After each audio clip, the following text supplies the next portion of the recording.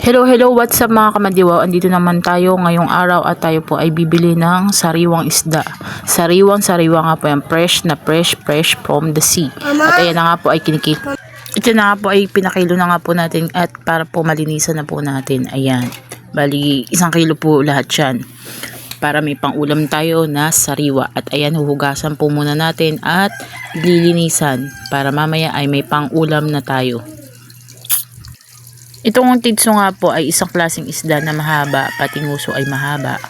Bali malaman po siya at yung uso-us naman po ay isang masirap na isda. Puro masarap naman po siyang isda, masarap yan iprito at lagyan ng sabaw. Yung iba naman po ay pinapaksiw, pero ako ang gawin ko po dyan ay aking ipiprito po mamaya. Hindi ko lang po alam kung anong tawag dyan sa Katagalugan. Kaya kung ano po tawag dyan sa inyong mga lugar, paki-comment below na lang po. At ayan na nga po, nililinisan na natin ang ating mga sariwang isda. At para mamaya ay iluluto na natin. Mabuti na nga lang po at nawala na po ang bagyong Ada dito sa Bicol at naging maganda na po ang panahon at kahit papano po ay nakapaglaot na rin po ang mga isda dito po sa atin. Kasi nga po, pag ganyan po masama ang panahon, wala naglalaot. Tsaka bihira lang daw po yung naglalaot pag ganyang medyo masama pa ang panahon. Pero mabuti na lang at may naglaot at nakabili nga po tayo ng isda. Kasi minsan nga po talaga mahirap po talaga makabili ng isdang sariwa.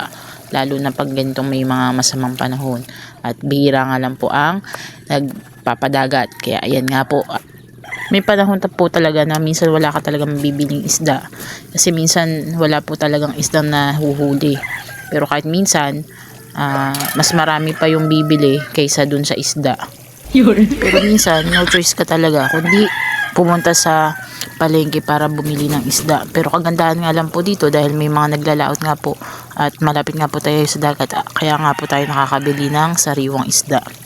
Yan na nga po ating linisan at paulit-ulit po nating hugas hanggang sa luminaw po ang tubig para malinis po yung ating isdang usuos at isdang titso.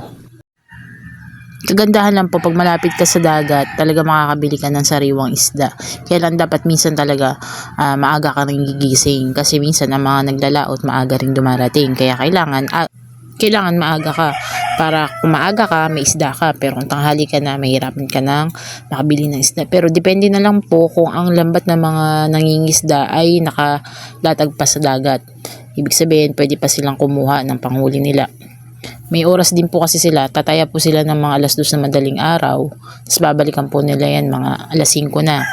Tapos darating sila mga 8:00 ng umaga, tapos kung nakataya pa po, babalikan nila yan mga 11 ng tanghali, tapos yun, babalik ulit sila, tapos mga hapon, babalikan ulit nila yan kung merong huli pa.